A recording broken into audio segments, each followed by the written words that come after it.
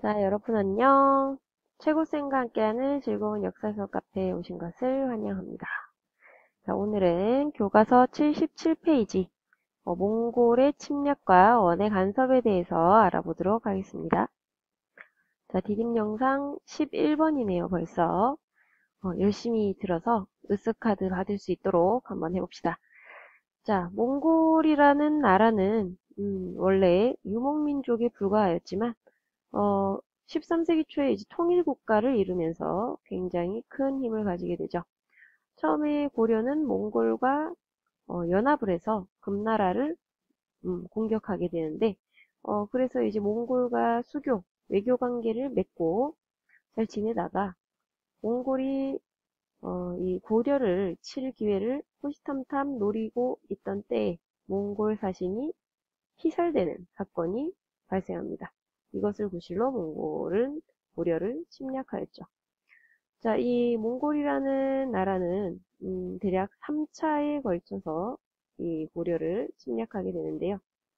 이 1차에서 2차 이 침략 당시에 큰 활약을 했던 우리 고려의 영웅들에 대해서 한번 살펴보도록 하겠습니다. 일단 1차 침략 당시에는 박서라는 인물이 귀주성에서, 그리고 2차 침략 때는 김윤후라는 인물이 처인성 전투에서 승리하면서 역사에 이름을 남기게 되는데요. 이 시기에 이 처인성 전투를 비롯한 고려와 몽골의 중요한 전투에 대해서 좀 살펴보고자 합니다. 자, 일단 당시 몽골은 어떤 나라였을까요? 이것이 바로 몽골의 최대 영토입니다. 어마어마하죠. 세계 역사상 가장 넓은 영토를 자랑하는 것이 바로 몽골인데요. 이러한 몽골에 맞서서 고려가 싸워야 했다는 것이죠. 이 고려는 지금 몽골의 영토 속에 들어가 있지는 않습니다. 그렇죠? 고려라는 나라 이름을 유지하고 이 몽골의 간섭을 받게 되는 이런 수준에서 끝이 나는데, 이 과정이 어떻게 이어지는지 살펴보도록 하겠습니다. 자, 먼저 이 몽골의 1차 침략, 지금 여기 보이는 파란색 선이라고 보시면 됩니다. 자, 당시에 강감찬 장군의 귀주대첩으로 유명한 이 귀주에서 박서 장군이 맞서게 되는데요. 이 귀주성에서의 승리가 몽골군에게 어떤 기억으로 남았는지 한번 보도록 하겠습니다. 나는 20세부터 종군하여 천하의 각종 성에 대한 공방전을 무수히 보았으나 이처럼 맹렬하고 오랜 공격을 당하면서 끝까지 항복하지 않은 곳은 일찍이 본 적이 없다. 몽골의 한 노장이 귀주성을 보고 한 말이다. 박서와 김경손이 이끄는 관군과 백성은 고려가 강화를 맺는 그 순간까지 귀주성을 지켜냈다. 자, 귀주성에서의 승리 이후에 오히려 최씨 정권은 강화도로 천도를 하게 됩니다. 천도란 수도를 옮긴다는 뜻이죠. 그 이유는 강화도는 물살이 굉장히 세서 들어오기가 힘든 섬인데 몽골이 물에 약합니다. 그죠? 수전, 물 속에서 싸우는 전투. 왜냐면 이제 내륙지방 출신이기 때문이죠. 그런데 이 강화도 천도라는 것은 몽골군과 끝까지 싸우겠다라는 의지라기보다는 다른 지역의 침략을 방관하는, 다른 백성들이 본토에서 죽어나가도 지키지 않는 그런 모습을 보이기도 했단 말이죠. 그리고 충주성으로 지금 몽골이 쳐들어왔을 때 이 당시 관리들은 도망을 치고 오직 노군 잡류. 자, 노군이라는 것은 노비 군사, 노비 군대라고 보시면 됩니다. 천민이죠. 이 천민들이 협력해서 몽골군을 물리쳤다라고 하는 거죠. 그리고 이제 그 유명한 처인성 전투가 등장하게 됩니다. 이 처인성 전투는 2차 침략 때인데요. 김윤후라는 승려 출신의 이 인물이라고 추정이 되죠. 이 승려 출신의 인물이 매복을 하는 작전을 써가지고 적장 살리타를 사살하는 엄청난 성과를 거두게 됩니다. 그래서 이 김윤후에게 나라에서 대장군의 직책을 내리고자 하지만 오히려 김윤후는 그것이 과하다 하여 거부했다라고 합니다. 자, 그리고 이 몽골 침략 과정에서 초조대장경. 원래는 초조대장경은 거란의 침략을 막기 위해서 만들었던 대장경인데요. 이것이 불타 없어져 버리고 이것이 불탔으니 이제 새로 만들어야겠죠. 이 몽골 침략 와중에 유네스코 세계문화유산으로 등재되어 있는 팔만대장경을 간행하게 됩니다. 이 팔만대장경을 가로로 눕혀서 쌓으면 거의 백두산 높이고 무게는 280톤에 이른다고 하죠. 자랑스러운 고려의 문화유산입니다. 그리고 안타깝게도 통일신라 시대의 대표적인 목탑이었던 황룡사 9층 목탑이 이때 여기 동경이라고 되어 있죠. 이곳이 경주입니다. 여기에서 불타 없어져 버리죠. 자, 그리고 충주성에서 제2차 항전이 일어나게 됩니다. 누구든지 힘을 다 바쳐 싸우는 사람이라면 귀천의 차별이 없이 모두 벼슬과 자기를 주겠다. 너희는 내 말을 의심하지 마라. 몽골의 포위당에서 70여일이 지나 식량도 떨어졌다. 이때 김윤후가 노비문서를 태우고 노획한 소와 말을 나눠주니 모두 있는 힘을 다해 적을 공격하였다. 몽골군이 여기에 막혀 더는 남으로 향하지 못하였다. 즉 김윤후 장군은 이 충주성에서 두 번째로 몽골군을 격파했다라고 볼 수가 있겠죠. 그래서 이렇게 힘겹게 몽골과 싸우면서 이 고려는 버텨나가지만 사실 당시 고려의 왕과 문신들은 끝까지 몽골과 싸울 의지가 없었다고 볼 수가 있습니다. 이 몽골군은 계속해서 잔인하게 전국토를 노략질하면서 최씨 정권의 항복을 받아내려고 했지만 이 최씨 정권은 백성들을 잘 챙기지 못했고 결국 이 몽골과의 전쟁 와중에 최씨 정권은 무너지게 됩니다. 그리고 고려 조정에서는 몽골과의 강화를 주장하게 되죠. 결국 최씨 정권이 무너지고 국왕이 몽골과 강화를 맺고 개경으로 다시 환도, 수도를 다시 개경으로 옮겼다는 얘기죠.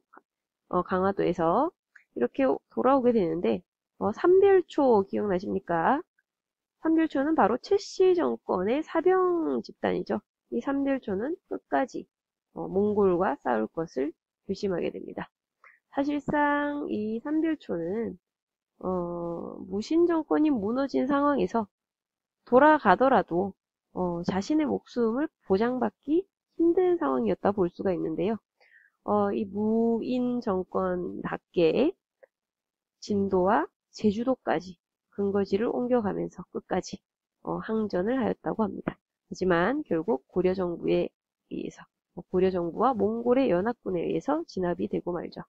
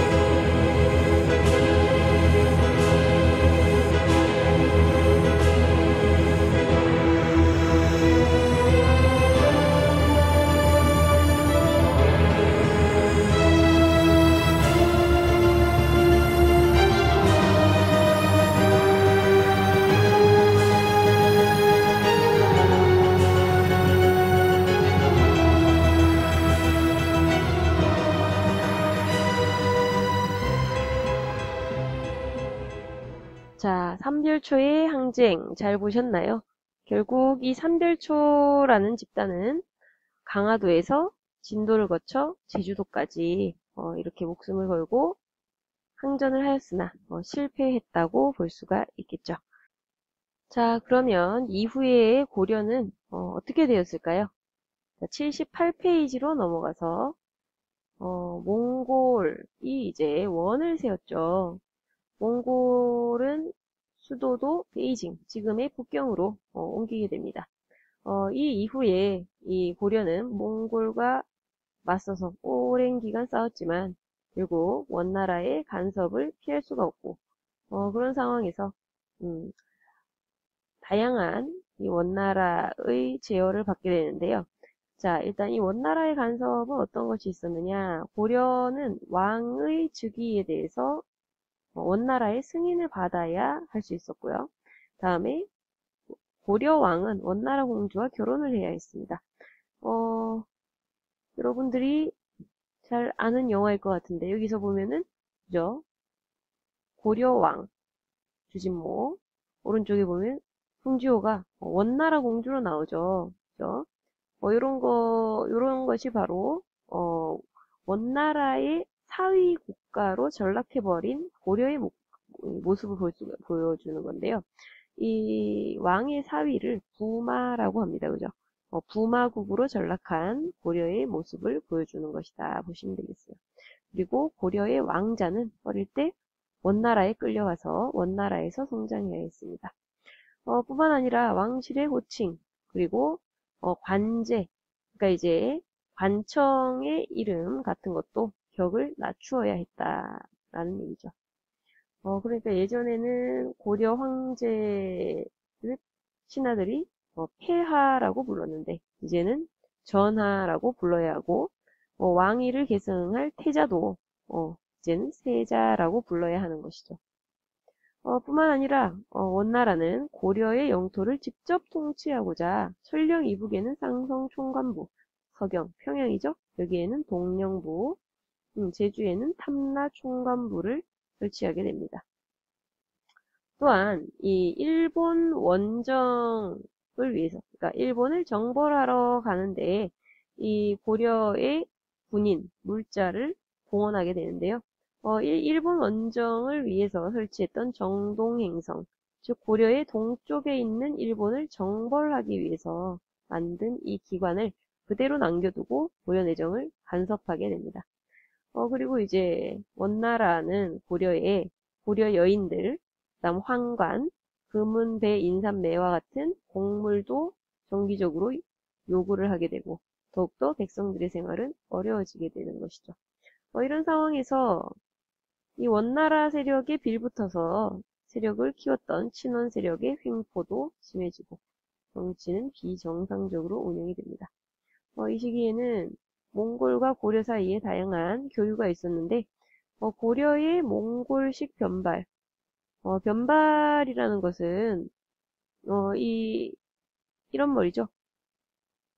머리 앞쪽은 대머리처럼 밀고 뒤쪽은 쭉 길러서 따은 거. 그래서 이제 북방민족이 주로 하는 머리인데요. 이것은 청나라 때 변발을 이용해서 원의 반지름을 재고 있는 중국 학생 모습입니다. 다양하게 사용을 하고 있죠. 이런 변발을 고려 사람들이 이제 따라하게 되기도 했다라는 얘기고요. 그 다음에 이제 음식 문화, 몽골에서 소주가 전해졌다는 이야기 들어보셨나 모르겠네요. 그리고 반대로 원나라에도 고려의 풍속이 퍼지게 되기도 합니다. 그래서 지금까지 원나라와 고려의 교류는 우리 문화 속에 남아있기도 하죠. 그리고 이러한 원나라의 간섭에서 벗어나려는 움직임이 역사 속에서도 나타나는데요. 당군을 시조로 하는 역사의식, 그리고 민족 정체성이 이 시기에 강화돼서 다양한 역사서들이 만들어집니다. 자, 마지막으로 79페이지 권문세족의 성장에 대해서 살펴봅니다. 자, 이 권문세족이란 어떤 인물들인가 한번 알아볼까요?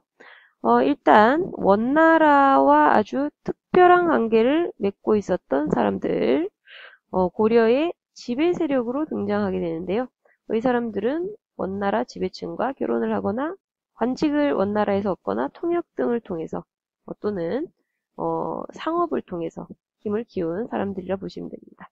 이 중에서 정말 힘있는 가문으로 성장한 세력을 권문세족이라고 하는 것이죠. 자, 즉 이 권문세족은 원나라와 친하게 지내면서, 즉 친원적 성향을 가지면서 힘을 키운 경우가 많았습니다. 이 사람들이 이 돈을 굉장히 나쁜 방법으로 벌게 되죠. 다른 사람의 토지를 빼앗거나 불법적으로 토지를 국가에서 받아서 농장을 확대하는 방식을 사용하고요. 가난한 농민들은 그때 노비로 전락하게 되는 경우가 많았습니다. 자, 그리고 이제 노비가 되면 세금을 내지 않죠. 이 사람들은 평민이 아니고 재산이기 때문에 세금 낼 권리도 없고요. 병역의 의무도 지지 않습니다. 그렇기 때문에 귀족들은 힘은 강해지지만 이 국가의 수입은 점점 줄어들죠. 그래서 국방력도 약화되는 문제가 생기게 됩니다. 이러한 문제를 충선왕 때 개혁을 해보려고 시도를 하였으나 이 권문세족의 강한 힘에 밀려서 실패하게 되죠. 아래에 보면은 친원 세력에 대한 설명이 자세히 나와 있으니 참고하시기 바랍니다. 자, 여기까지 이 몽골의 침입에서 고려 권문세족까지 살펴보았습니다. 자, 이번 영상을 잘 듣고 다음 디딤 영상 확인 퀴즈에서 좋은 결과가 있기를 바라고요. 자, 선생님이 이제부터 디딤 영상 확인 퀴즈를 디딤 영상을 봐야 풀 수 있는 문제로 좀 내겠다고 이야기를 했는데요. 자, 힌트 나갑니다. 이 권문세족 중에 아주 대표적인 인물인데요.